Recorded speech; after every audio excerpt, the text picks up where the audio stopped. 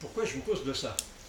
Parce que, alors, justement, deuxième chose que tu disais, Jean, la trajectoire minimale. Et je me disais, c'est une illusion la trajectoire minimale, parce que finalement, ce qui compte, c'est un finalisme. Ça suppose qu'il y a un but qui est d'arriver à l'endroit où le rayon de lumineux va arriver. Mais en fait, il ne cherche pas à arriver à l'endroit où il veut arriver. Il se développe tout simplement. Je suis causaliste et pas finaliste. Sauf que dans l'hypothèse dans l'exemple que je viens d'utiliser, il y a bien un finalisme, et un finalisme explicite, à savoir que les constructeurs de l'architecture de télétraitement et des deux matériels et des logiciels qui vont avec, eux, ils voulaient qu'en effet le message arrive à destination. C'est donc intéressant. Oui, mais dans la trajectoire variant lumière ou d'une particule matérielle, il y a aussi un finalisme. Parce que la particule, elle a une sorte de super ordinateur dans la tête pour se dire je veux faire comme ci, comme ça. Tu sais, c'est le théorème des travaux virtuels. C'est un truc qu'on applique, je veux dire, dans les écoles de mécanique. Un théorème des travaux virtuels, c'est quoi? C'est qu'on on change un petit peu la trajectoire de façon, et ensuite on établit les équations de façon à établir la bonne trajectoire.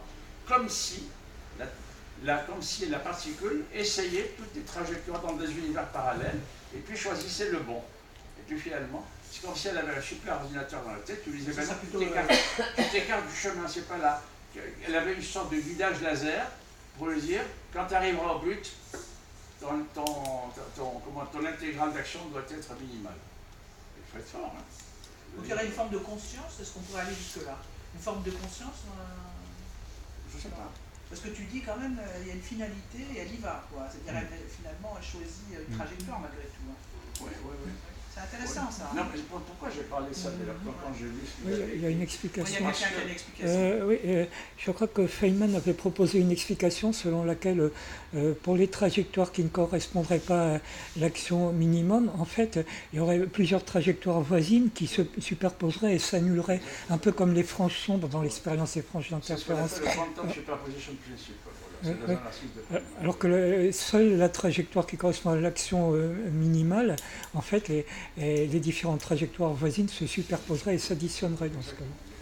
En fait, la bonne trajectoire, c'est celle qui correspond à la zone où les ondes, comment dirais-je, ne s'annulent pas. Voilà, en fait, c'est ça. Mais il y aurait quand même encore là aussi à s'interroger sur ce fait-là, justement, qu'il n'y ait que cette... finalement, qu'elle n'emprunte que cette voie-là, finalement. Mais il y a quand même quelque chose là qui m'intrigue. Non, mais il y a des ondes qui suivent leur loi, et l'une de ces lois, c'est la superposition, l'addition non pas des intensités, mais des amplitudes, qui fait qu'il peut y avoir des franges d'interférence. Elles interfèrent. Parce que si on superpose les amplitudes, les intensités, il n'y aurait pas d'interférence, il y aurait addition. Comme on superpose les amplitudes, il y a interférence avec des endroits où ça s'annule, des endroits où ça suit. Oui, ça j'avais bien compris, mais en réalité... ça c'est valable justement dans le domaine quantique. C'est pour ça que bon, alors, évidemment, on sait maintenant que les photons sont à la fois des particules, les particules aussi.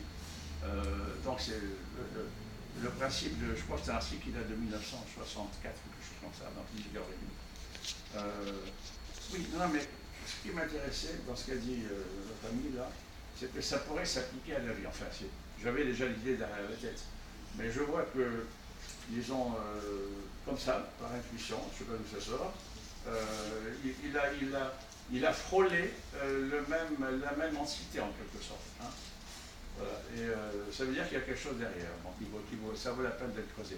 Alors pourquoi j'ai dit quantique? Parce qu'on sait depuis Schrödinger que la vie est un phénomène quantique à grande échelle. Cette table, c'est un objet classique. Nadia, c'est un objet quantique. Voilà. Parce que c'est un être vivant, tout être humain est un objet quantique à grande échelle. Tu sais qu'un œuf de poule. Il y a des décohérences aussi. Hein. Il n'y a pas l'histoire de décohérence qui fait que les propriétés quantiques, quand il y a beaucoup de choses, ça comme il y a plus de molécules variées dans la vie que dans la table. Non, justement. Ce qui est très, tu as raison, mais ce qui est très particulier de la vie, ce qui est très miraculeux dans la vie, ce qui est extraordinaire, presque divin dans la vie, puisqu'on dit que, etc., eh bien, c'est précisément que la cohérence reste. Pourquoi est-ce qu'elle reste? Parce que le code génétique, alors, ça date de Mendel. Hein.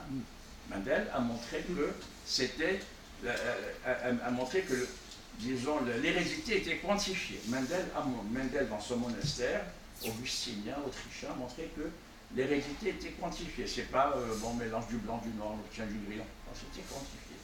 Sur les petits pois et je sais plus quoi. Bon. Qu'est-ce qu'il a étudié Mendel? Les petits pois et puis les poiridés, les pois poiridés. Non, il y avait une bestiole aussi. C'était pas la mouche du vinaigre, je crois. Non, la drosophile? Je pensais que c'était postérieur à Mendel. C'est peut-être ça. Non, il a étudié des petits pois et puis autre chose. Le maïs. Comment? Le maïs aussi. Le maïs aussi. Oui, c'est ça. Il a étudié des plantes, Mendel. Hein, parce que dans les monastères, on cultivait des plantes. Il a étudié des plantes. Et il a montré que l'hérédité est quantifiée. C'est pas si bon.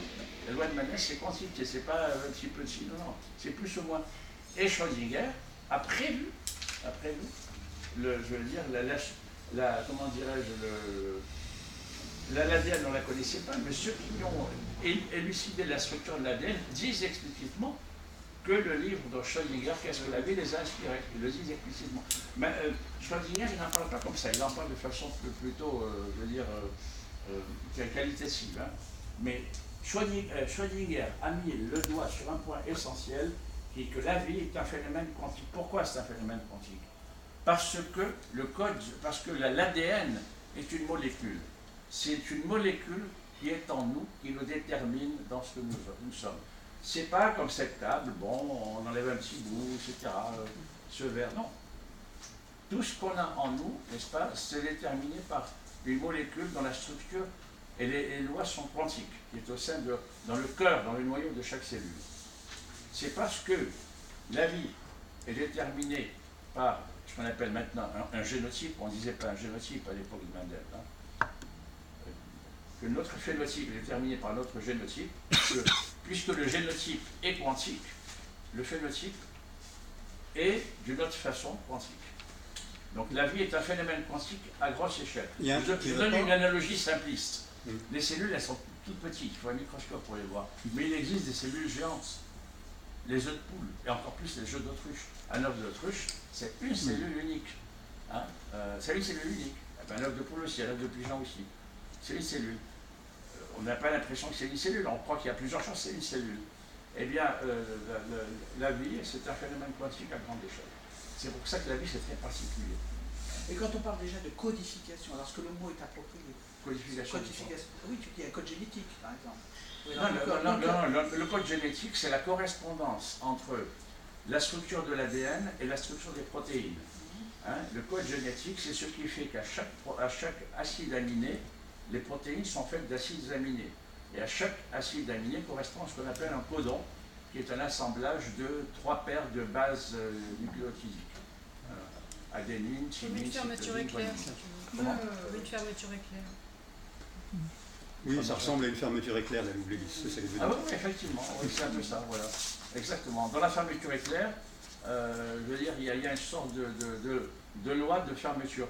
Eh bien, lorsque tous les acides aminés qui résultent de ce que nous mangeons, qui sont décomposés par les enzymes, lorsqu'ils arrivent au cœur de la cellule, il y a un établi qui s'appelle, je ne sais plus comment ça s'appelle, il y a une sorte dans la cellule, il y a une sorte d'établi, hein, où l'ADN envoie un ADN transfert, n'est-ce pas, qui vient et qui voit l'acide aminé et qui dit celui-là on le prend, celui-là on le prend pas, celui-là on le prend, etc. Et c'est comme ça que se fabrique la protéine. Mais donc, alors, la vie est affaire. mais alors, quand vous aurez fini, je pourrai intervenir. Oui, non, mais... Non, mais vous n'avez peut-être pas fini. Bon. Vous avez Peut-être donner la parole à monsieur qui est juste derrière, puis après, de toute façon... Non, j'avais fini plus longtemps, mais Donc après Michel.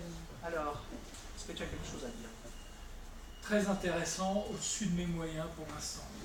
C'est-à-dire que, finalement, en résumé, si j'avais un résumé à faire, je dirais que il faut se rendre à l'évidence que l'être humain a une obligation, c'est de créer. C'est par rapport à l'ensemble de tout ce que nous voyons, l'être humain a cette obligation de créer, parce que finalement, c'est la recherche perpétuelle, et c'est cette obligation qui nous amène justement à nous distinguer un peu d'autres choses. C'est peut-être ça la finalité de toutes les recherches qu'on entreprend. Parce qu'on finalement, on n'a pas le choix.